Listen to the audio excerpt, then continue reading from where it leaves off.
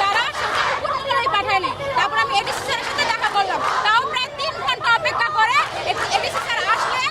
তারপর আমরা কথা বললাম, কথা বলার পর স্যার শুনলেন, বললেন সেটা পাঠানোর ব্যবস্থা করবেন।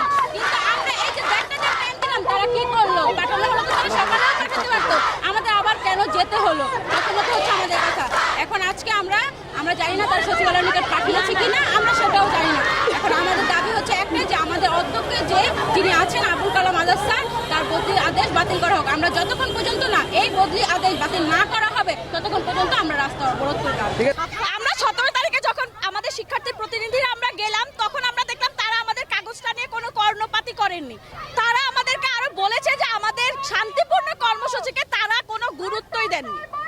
তো যেহেতু তারা একজন গণ্যমান্য কর্মজীবী হিসেবে আমাদেরকে বললেন তারা আমাদের শান্তিপূর্ণ কর্মসূচিকে গুরুত্ব দেননি, তাহলে আমাদের এই বিক্ষোভ মিছিলটা কি যৌক্তিক না?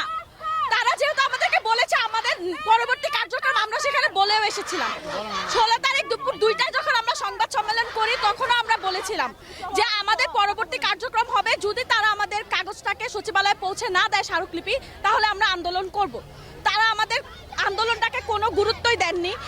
স্যারের যদি এরকম কোনো ঘটনাই থাকতো, স্যারের কোনো কাহিনীর জন্য ওএসডি করা হয়েছে, ঠিক আছে, তাহলে এই বর্তমানে এখন যারা কর্মস্থলে রয়েছে, বিভিন্ন পজিশনে রয়েছে, তারা কি জুলাই আন্দোলনের পরে এসেছিল?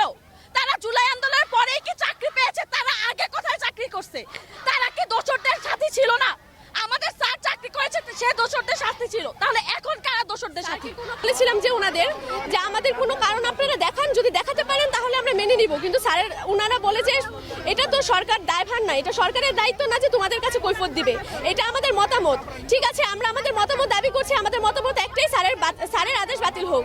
স্যার যে প্রত্যাহার লেটারটা পেয়েছে সেটা বাতিল করা হোক। আমাদের স্যারকে আমরা ফেরত চাই, এবং সেটা আজকের মধ্যে করতে হবে। আর আজকের মধ্যে যদি এই কাজটা না করা হয়, তাহলে আমরা আমাদের কর্মকাণ্ডগুলো চালু রাখবো, আর বন্ধ করবো না।